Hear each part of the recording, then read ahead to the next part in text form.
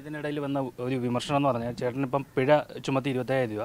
അപ്പോൾ ഈ സെർവന്റിനെ ചേട്ടൻ വഴക്ക് പറഞ്ഞു, അവരുടെ ശമ്പളത്തിൽ നിന്ന് പിടിച്ചോ എന്നൊക്കെ ചോദിക്കുന്നു. ഇല്ല ഇല്ല ഇല്ല ഇല്ല, ഈ മാസത്തെ ശമ്പളം എല്ലാം കൊടുത്തു കഴിഞ്ഞു. ഇനി അടുത്ത ഇപ്പം എപ്പോഴും ഇവിടെ ഒന്ന് ജോലി ചെയ്യുന്നുണ്ട്. പാവം ഒരു സ്ത്രീയാണ്.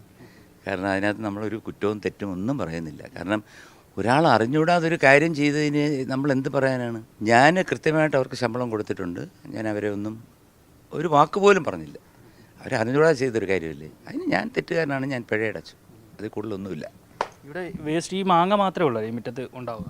അത്രയേ ഉള്ളൂ, അല്ലാതെ ഇവിടെ വേറെ വേസ്റ്റ് വരാൻ വഴിയില്ല. പക്ഷേ ഇതുവഴി വേസ്റ്റ് ഞാൻ ഒഴുകിപ്പോവും കണ്ടമാനം. കാരണം അതിപ്പോൾ ആരാ ഇടുന്നതെന്നൊന്നും നമുക്കറിയത്തില്ല. ഇവിടെ ഈ പ്രളയ സമയത്ത് ഇപ്പോൾ ഒരു പശു വരെ വന്ന് കിടക്കുന്നുണ്ട്. അതിപ്പോൾ നമുക്ക് ഒന്നും പറയാൻ പറ്റത്തില്ല. കാരണം വെള്ളത്തിൽ പലരും വേസ്റ്റ് തള്ളുന്നുണ്ട്. ഒരുപാട് വേസ്റ്റ് ഇവിടെ നിന്ന് അങ്ങറ്റം വരെ ഉണ്ട് കണ്ടമാനം. ഇവിടെ മാത്രമല്ല, കേരളത്തിൽ മൊത്തം ഉണ്ട്.